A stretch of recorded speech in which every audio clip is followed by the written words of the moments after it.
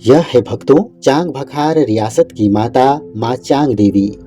चांग भखार राज्य वर्तमान छत्तीसगढ़ राज्य में छोटी रियासतों में से एक थी। इसमें 117 गांव शामिल थे। वर्तमान में इसे जनकपुर के नाम से जाना जाता है। देवी चांग माता के पीछे जो देवी की प्रतिमा है, जिन्हें हम झगड़ा खाड़ देवी के नाम से जानते हैं, इनका एक बड़ा भक्त हुआ था जिनका नाम झगरू कंवर था, जिनका एक काष्ठ का अस्त्र था। उन्होंने देवी माँ की इतनी सेवा करी थी कि माँ उनसे बहुत प्रसन्न हुई। झगरू कंवर जो कहता वो माता के चमत्कार से हो जाता। उस समय राजा बालंद भी देवी माँ का बहुत बड़ा भक्त हुआ था। वह क्रूर और अत्याचारी भी था, चोरी और लूटपाट भी करता था। एक बार वह धोखे से झगरू कंवर को उसी के काष्ठ के खाड़ से ही वध कर उनके आराध्या देवी माँ और खाड़ लेकर खोहरापाट अपने निवास स्थान पर आ गए, जहाँ देवी चांग माता को स्थापित कर सेवा भक्ति करने लगा। जय माता रानी भक्तों, आज हम लाए हैं देवी चांग माता की रहस्यमयी कथा। वीडियो में अंत तक बने रहिएगा। माता रानी आपकी हर मनोकामना पूरी करेंगे। जब कोई कहानी बहुत प्रसिद्ध हो जाती है तो उसमें वास्तविक और काल्पनिक घटनाओं के मिश्रण के कारण यह तय करना बहुत मुश्किल होता है कि किस कहानी को अधिक महत्व दिया जाए। जो मुझे सही लगे उसे केंद्र में रखकर माता चांग देवी के भक्त राजा बालेंद्र का इतिहास ये है। चांग भखार रियासत के राजा बालंद, जिनके ऊपर माता की असीम कृपा हमेशा बनी रहती थी, वह शक्ति की उपासना करता था। सबसे पहले माता की सुमिरन करके ही कोई कार्य करता था। कोरिया के उत्तरी हिस्से पर उसका शासन था। भरतपुर विकास खंड के खोहरा नामक एक जगह है जहां उनका निवास था। सरगुजा अंचल के वर्तमान कोरिया जिले के चांग भखार, पटना और सूरजपुर जिले के कुदरगढ़ क्षेत्र में अपना अधिकार फैलाया था। वह राज्य की सीमा बढ़ाना चाहता था। इसके लिए वह कभी कभी आतंक मचाता था, जिससे लोगों में चिंता बनी रहती थी। कोरिया के दक्षिणी हिस्से पर कोल राजा का शासन था। कोल राजा की राजधानी पौड़ी के पास बचरा गांव में थी और उस समय राजा कोरियागढ़ में अपनी राजधानी बना रहे थे। कोल राजा और बालन राजा के बीच क्षेत्र को लेकर लड़ाई भी होती थी। एक बार कोल राजा और गोंड जमींदारों की एक संयुक्त सेना ने बालन राजा को कोरिया से खदेड़ दिया था। तब से अपने साथियों के साथ अपना निवास स्थान उर्गी विकास खंड के अंतर्गत तमोर पहाड़ को बनाया और वहां पर भी एक देवी को स्थापित कर पूजा अर्चना करता था। वहां पर किले का निर्माण कराकर रहने लगा। कई वर्षों तक वहीं रहे। वहीं से सरगुजा क्षेत्र में भी लूटपाट करता था।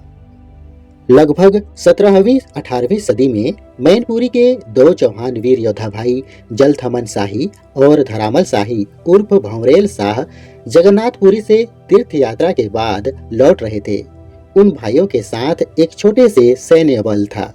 अपनी वापसी के दौरान वे सरगुजा की राजधानी विश्रामपुर में रुके थे, जिसे वर्तमान में अंबिकापुर नाम दिया गया है। उन्होंने जोड़ा तालाब के निकट अपना डेरा डाला था। अमर सिंह सरगुजा राज्य के महाराजा थे। उस समय राजधानी से कहीं दूर गए हुए थे और राज्य के कुछ बागी सरदार महल को घेर लिया था। रानी को जब ये पता चलता है कि चौहान भाइयों ने जोड़ा तालाब के पास ठहरे हुए हैं, तब उसने पारंपरिक राखी उन्हें भेज दिया। उन महावीर और प्रतापी भाइयों ने बचाव के लिए आए और बागी सरदारों को खदेड़ दिया। उनके सैन्य बल का एक प्रमुख हिस्सा मुठभेड़ में मारे गए। जब अपनी राजधानी लौटे तब महाराजा अमर सिंह ने चौहान भाइयों को रानी को बचाने के लिए धन्यवाद किया और उन्हें भैया का खिताब दिया। क्योंकि भाइयों को राखी बांधने के बाद से वे रानी के भाई बन गए थे, इसलिए वो क्षेत्र भैया थान के नाम से जाना जाता है। उन्हें राज्य के पूर्वी हिस्से के क्षेत्र की जागीरदारी की पेशकश की, जो झिलमिली क्षेत्र के नाम से जाना जाता है। यह बड़े भाई जलथमन शाही द्वारा स्वीकार कर लिया गया। झिलमिली क्षेत्र का एक हिस्सा बालेंद्र राजाओं के नियंत्रण में था। चौहान भाइयों ने कसकेला गांव में बस गए। कुछ समय के लिए छोटे भाई धरामल शाही कसकेला में अपने भाई के साथ रहा और फिर उसने अपना अलग राज्य बनाने का फैसला किया। उसने अपनी सैन्य शक्ति एकत्र किया और सरगुजा राज्य की सीमा से लगे कोरिया राज्य के पश्चिम में, जहां पर कोल राजा का शासन था, उस ओर चले गए। वे कोरियागढ़ के आसपास क्षेत्र चिरमिरी में ठहरे।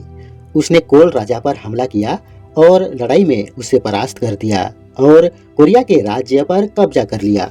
इधर राजा बालंद से त्रस्त होकर एक दिन सरगुजा के गोंडवाना जमींदार, लुंड्रा जमींदार, रामकोला जमींदार, पहाड़ गांव जमींदार, पटना जमींदार तथा खड़गवा जमींदार, इन जमींदारों ने समूह बनाकर तमोर पहाड़ पर चढ़ाई की। बालंद राजा परास्त होकर तमोर पहाड़ पर स्थापित मूर्ति सहित अपने साथियों के साथ उदरगढ़ पहाड़ के बिहड़ में गुफाओं में माता को स्थापित कर अपना निवास स्थान बनाया। वहां भी किले का निर्माण कराया और रहने लगे। वहीं से सरगुजा अंचल में लूटपाट करते थे। उसने अपने सैन्य बल को मजबूत कर लिया। वह तेजी से साम्राज्य का विस्तार करने लगा। अपने साथियों के साथ अपना पुराना निवास स्थान खोहरापाट देवी की आराधना करने आने जाने लगे। इस तरह कोरिया जिले के पटना क्षेत्र, सूरजपुर के कुदरगढ़ पहाड़, तमोर पिंगला, बालमगढ़ और चांदनी बिहारपुर क्षेत्र के मोहली गांव की गढ़वतिया पहाड़ी इत्यादि क्षेत्रों में अपनी सत्ता पुनः कायम कर लिया। बालंद राजा चौहानों पर आक्रमण करने के लिए तैयार नहीं था, किंतु चौहान राजा बालंद को खदेड़ने की योजना बना रहे थे। कुछ वर्षों बाद उदर पहाड़ पर राजा बालंद अपने कुछ साथियों, सेना बल, बामन, पंडो और चेरवा समुदाय के बेगा पुजारी और कन्याओं के साथ रहते थे। पुजारी पद के लिए पंडो और चेरवों के बीच विरोध की भावना हो गई। फलस्वरूप चेरवा जातियों ने चौहान वंश का सहारा लिया, जिन्होंने राजा बालंद को चारों तरफ से घेर लिया। लेकिन जब चौहानों का आक्रमण हुआ तो बालंद राजा पर जीत हासिल नहीं हुई। चौहान राजा हर बार दोगुना ताकत से हमला करता, लेकिन बालंद के आगे हार जाता। ऐसा कहा जाता है कि देवी माँ ने बालंद राजा को वरदान दिया था, जिसके कारण उसे पराजित नहीं किया जा सकता था। लेकिन बालंद राजा के सारे साथी और सैनिक चौहानों द्वारा मारे गए थे। चौहान भी घायल होकर थक चुके थे। राजा बालंद माता रानी का नाम लेकर राजाओं की दुर्दशा को देखकर खुद अपनी हार के रहस्य को चौहानों को बता दिया। उसने बताया कि उसने उससे भी अपार देवी भक्त झगरू कंवर को उसके ही खाड़ से मारा है, गांव में लूटपाट किया, आतंक मचाया। मेरे साथी और सैनिक नहीं रहे, मैं भी अब जीवित रहना नहीं चाहता हूँ।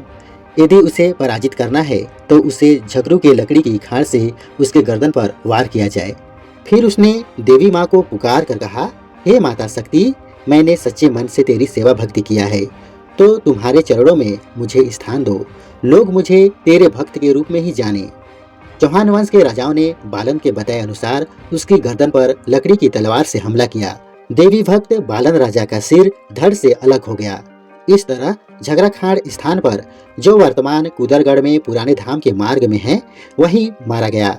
चौहान राजाओं ने कुदर पहाड़ पर स्थापित देवी को चेरवा लोगों को पूजा पाठ करने की जिम्मेदारी सौंप दी। वही देवी कुदरगढ़िन माँ बागेश्वरी कहलाई। इधर जब बालंद शासन का अंत हुआ तो चौहान वंश के राजाओं ने माता की ताकत का अंदाजा लगने पर चांग माता की मूर्ति को खोहरापाट से हटाकर अपने साथ ले जाने की योजना बनाई।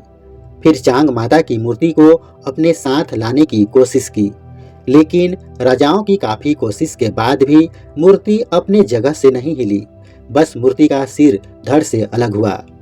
चौहानों ने चांग देवी की सिर और झगरू के देवी झगराखांड को भी भगवानपुर ले आए, जिसकी स्थापना भगवानपुर में की। जबकि आज भी खोहरापाट की गुफानुमा पहाड़ी पर चांग माता का धड़ स्थापित है। जनकपुर से 40 किलोमीटर दूर खोहरापाट आज भी दुर्गम क्षेत्र में आता है। भक्तों, यह थी कथा देवी चांग माता धाम की। यदि बालंद राजा का इतिहास आपको अच्छा लगा हो तो लाइक करें, शेयर करें और चैनल को सब्सक्राइब करें। आपका दिन मंगलमय हो। जय चांग माता, जय कुदरगढ़िन माता। सबकी मनोकामना पूरी करें माँ।